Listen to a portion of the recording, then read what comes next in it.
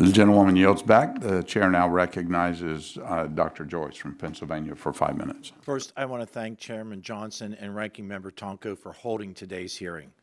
Over the past few years, we have heard from the Biden administration preaching about the wonders of renewables. But unfortunately, the rush to adopt green technology, from wind and solar to electric vehicles and electric stoves, has significant drawbacks for my constituents and hardworking families across the United States. Our nation has led the world in emission reduction, not because we have transitioned our energy generation to wind and solar, but because we created new ways to harness the resources that are under the feet of my constituents. Natural gas production from places like Pennsylvania has reclaimed American energy dominance while cutting our greenhouse emissions by 17% from 2005 to 2021, according to the EPA. We cannot let government policies written with a misunderstanding of the real world abandon the hard-earned advantages that our nation has and directly will harm our constituents. One example is the Department of Energy's proposed efficiency standards for distribution transformers. Utilities and electric co-ops in my district in Pennsylvania are already experiencing a critical shortage of grid components. To make matters worse, DOE's rule would upend a fully domestic supply chain for the main steel component in distribution transformers to achieve an efficiency increase of just 0.29%, less than 1%.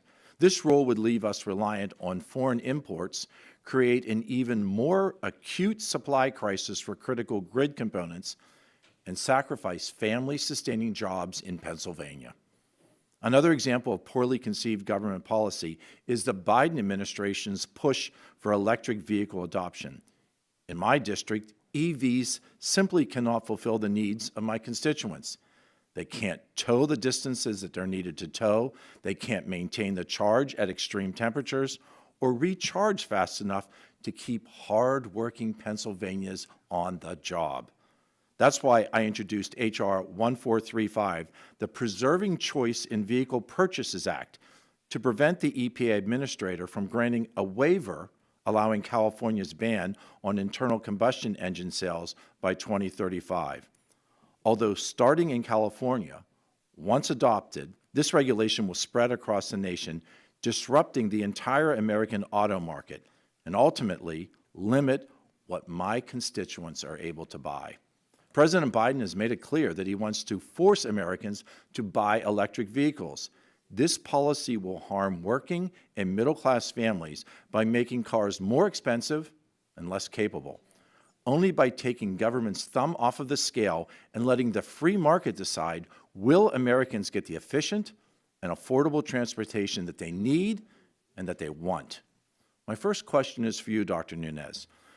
The International Energy Administration projects that EV adoption at 15% by 2030, but President Biden is trying to mandate 67% adoption by 2032. Is it realistic to expect a 53% increase in this rate between 2030 and 2032, just in 2 years? My sense is that it would be challenging, to say the least. I also think it's important to distinguish between EV sales versus a total number of, there's a lot of focus on how many EVs we're actually selling versus looking at what the propulsion profile is of the national fleet. If you look at markets like Norway, which is something we hear quite a lot about, Norway sells a lot of electric cars. At the same time that you see increases in the number of electric cars, you are also seeing an increase in the total number of cars on the road. And that's not a good thing.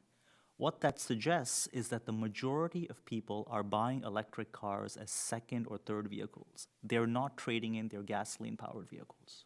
But isn't that economically challenging for the middle and the working class Americans to be able to afford a second or third vehicle? Is that even plausible?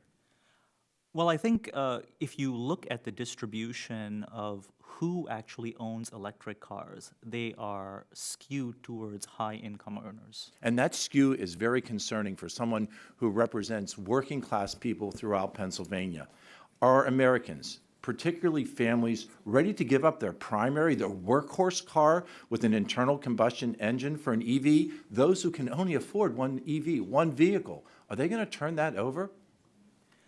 I think that in order for an electric vehicle to become the de facto choice for middle and low-income Americans, these vehicles would need to boast significantly larger range and interior space requirements. Which they don't have right now. And in your earlier testimony, you said they cost between 40 and 50% more. These aren't costs that my constituents can afford right now. Dr. Nunes, since 2005, auto sales have fluctuated. Do you feel that the current regulatory environment is going to be able to produce the EVs that are necessary? I think that while there is, considerable reason for optimism when it comes to producing vehicles, there would be significant challenges associated with meeting the EPA's de facto emissions standards. I think this committee recognizes those challenges. My time has expired. I thank you for the candid conversation, and Mr. Chairman, I yield. Gentleman